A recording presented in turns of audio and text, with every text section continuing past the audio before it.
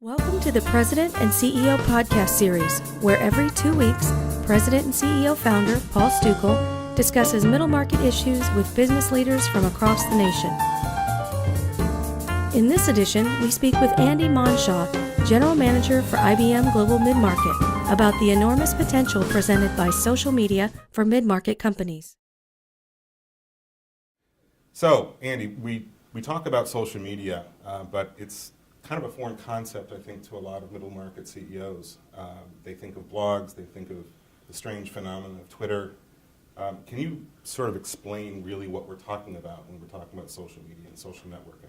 Sure. The idea behind social media is how do you connect with all of the ecosystem that is relevant to you?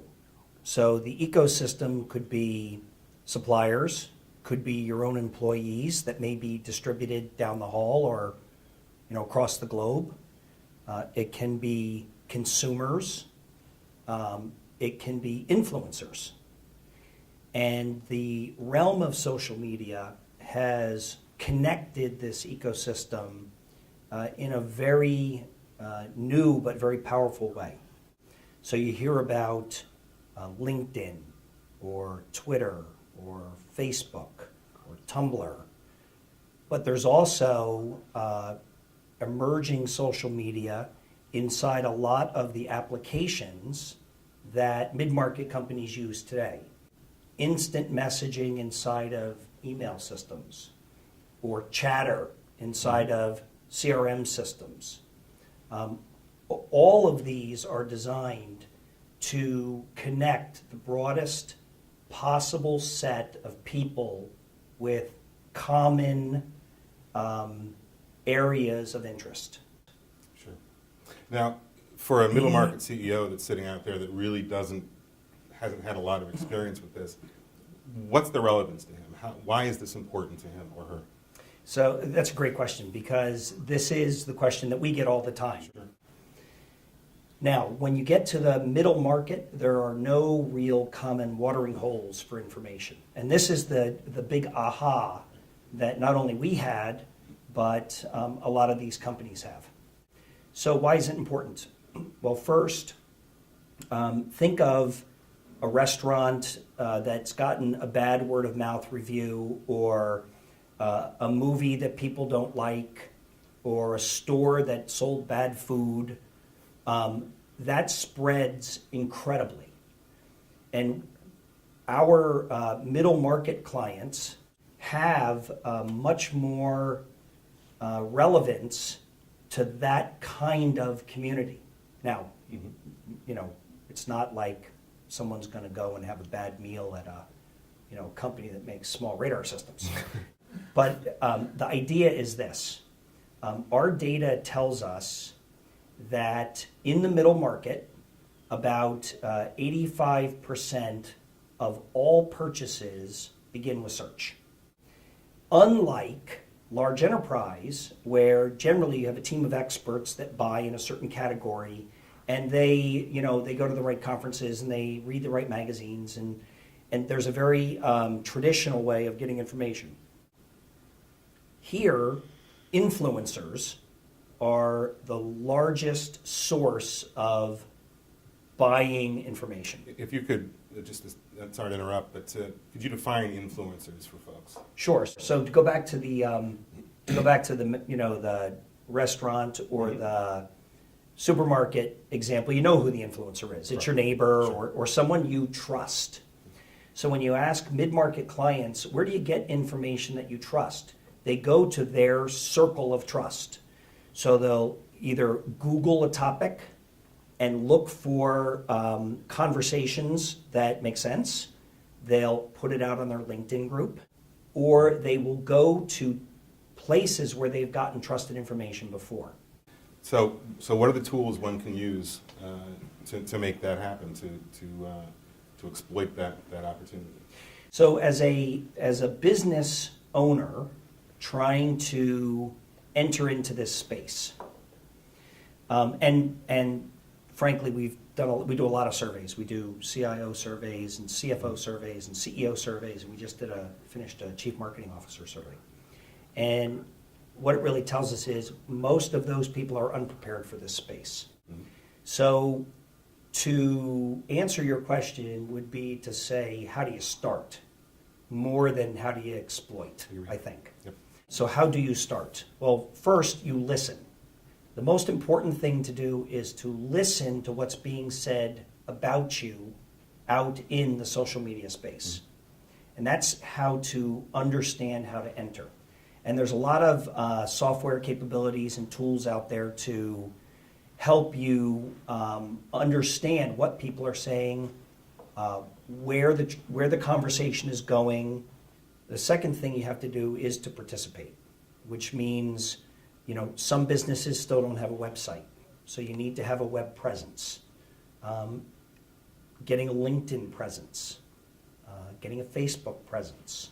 And you'd be really surprised what some of these mid-sized companies have done just with those very simple presence. A company called Varsity Brands. They make cheerleading outfits and sporting outfits for young ladies. They created a Facebook presence and had 200,000 or 300,000 followers on this Facebook presence. And working with a business partner and being able to understand the conversation that was happening on that presence, created merchandise, and were able to market out to them using that presence as a sales channel. Mm-hmm. That opens up tremendous opportunity, and it's simple. Sure. Well, how do you measure your impact? I mean, how do you measure how you're doing once you get started? So there's an emerging dashboard of ways to measure your social media impact. Very, very simple things like how many people like your pages on Facebook or how many people retweet your information.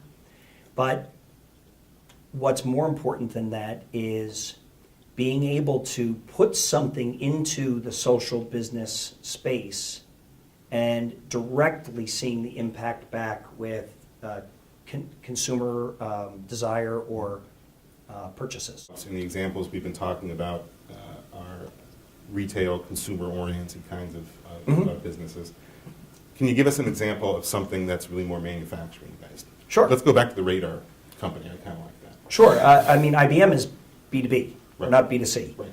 And so what we have found is there's a whole sphere of influencers that our buyers look to for information.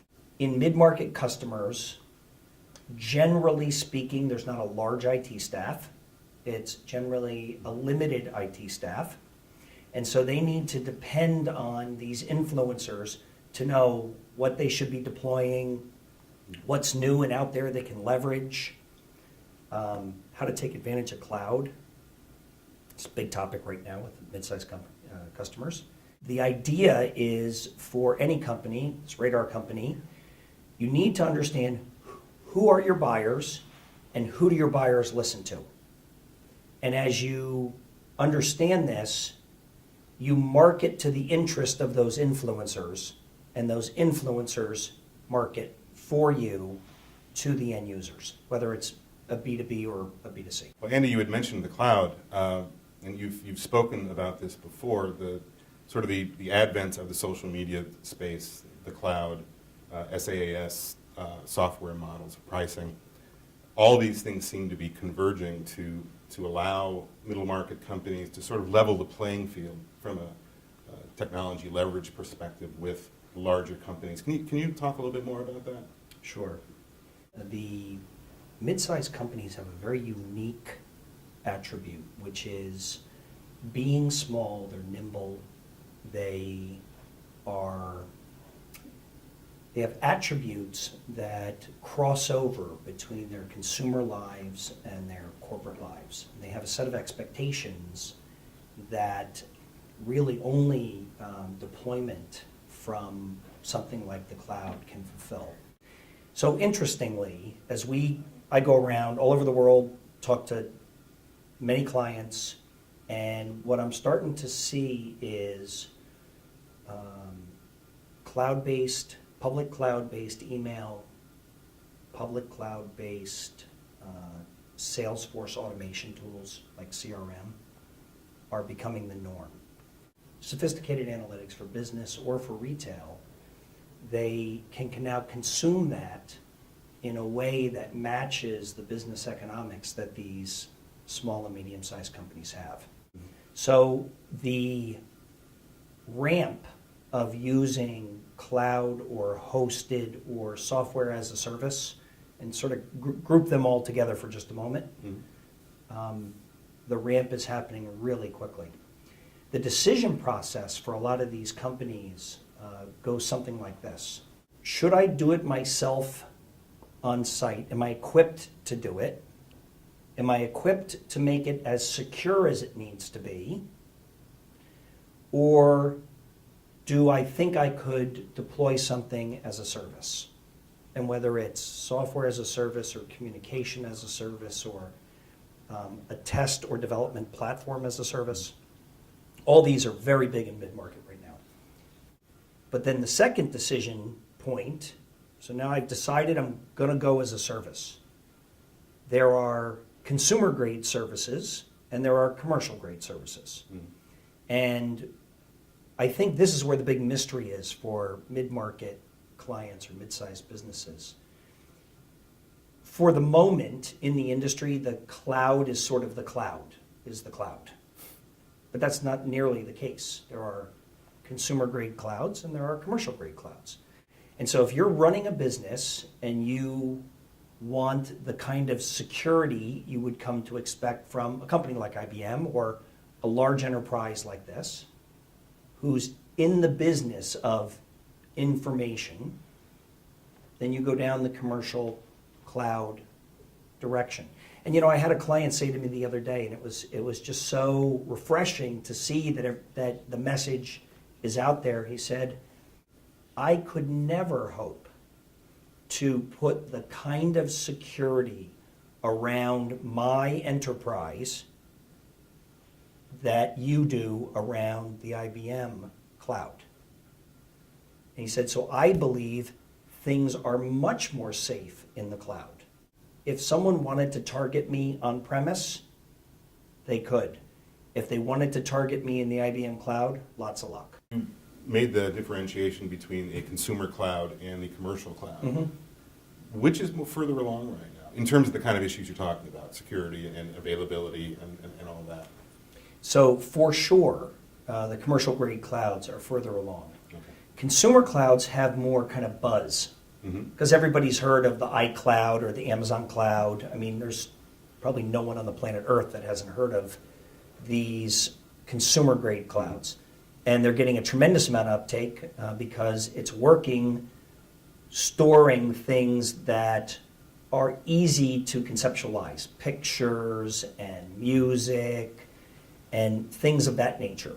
But the attributes that you're looking at there, the example of pictures.